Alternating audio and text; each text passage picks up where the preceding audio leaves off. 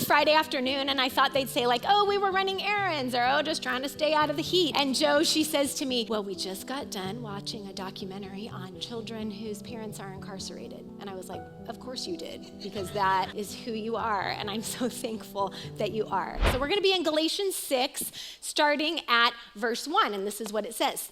Brothers and sisters, if someone is caught in a sin, you who live by the Spirit should restore that person gently, but watch yourselves, or you too may also be tempted. Carry each other's burdens, and in this way you will fulfill the law of Christ. If anyone thinks they are something when they are nothing, they deceive themselves. We're going to skip to verse 7. Do not be deceived. God cannot be mocked. A man reaps what he sows. Whoever sows to please their flesh, from the flesh will reap destruction.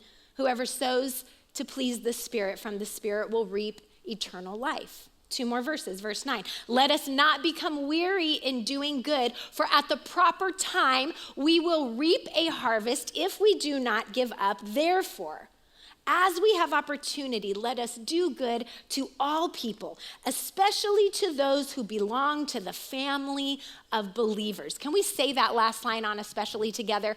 Especially to those who belong to the family of believers. All right, there is a lot of good stuff in there. We're going to pull stuff out. We're going to go back to verse 1 where it says, brothers and sisters, if someone is caught in a sin, you who live by the Spirit should restore that person gently.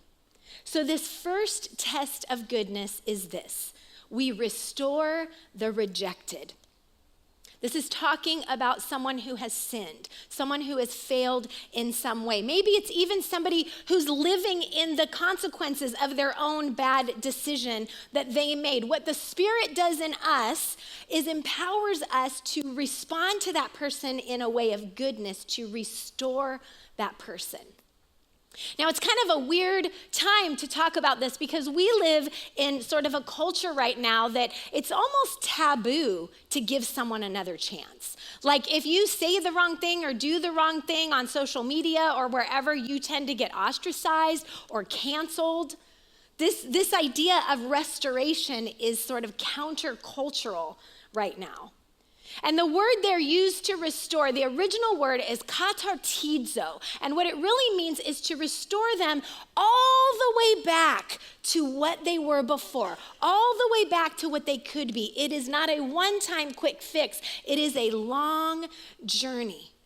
And what goodness says is that even when someone has sinned or failed, they can be restored. And God might be inviting you to be part of that restoration. Can you think about any time in your life when you have done that for someone? Can you think of anybody that you know who right now feels rejected by the church or by their family, that you may be able to come in and bring restoration, to bring them back to what they were meant to be? And we should note too that it is hard. It is hard work, especially if they're in your family. Am I right? It is hard work. But we are called in goodness to do the long, hard work. We have a couple in our church, Tom and his wife, Jo Chapman, and they have been working primarily in prison ministry since the mid-'80s. And they have faithfully worked with this population. Most recently, their ministry has involved a juvenile center in Stockton where they have created this mentorship program for these young men. And they come in with their team of volunteers and they do, get this, a 2.5-day retreat in the prison for these young men.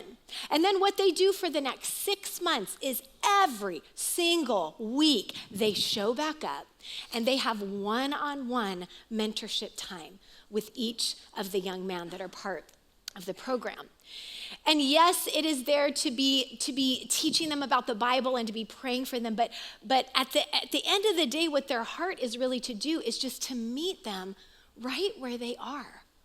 And that's what you have to be able to do if you are going to restore someone. And as you can imagine, for Tom and Jo, this has been hard work. And it has been consistent work, and they have been committed to the long journey of restoration. The facility that they had been working at for many years actually shut down after the pandemic. So they're not doing the work there anymore. But when I called them this week to ask if it was okay if I talk about this, I was moved by something that reminded me of how committed they are to this. At the beginning of the conversation, I did what you do, which is like, what are you up to? And it was a Friday afternoon, and I thought they'd say like, oh, we were running errands, or oh, just trying to stay out of the heat. And Jo, she says to me, well, we just got done watching a documentary on children whose parents are incarcerated. And I was like, of course you did, because that is who you are, and I'm so thankful that you are. This wasn't just something that they did, this work of restoration. This was relationship. It was hard work. And they have been doing the gentle restoration for about 4 decades now. And they are here in this room, but I'm not going to point them out because it would probably embarrass them, but they're pretty great.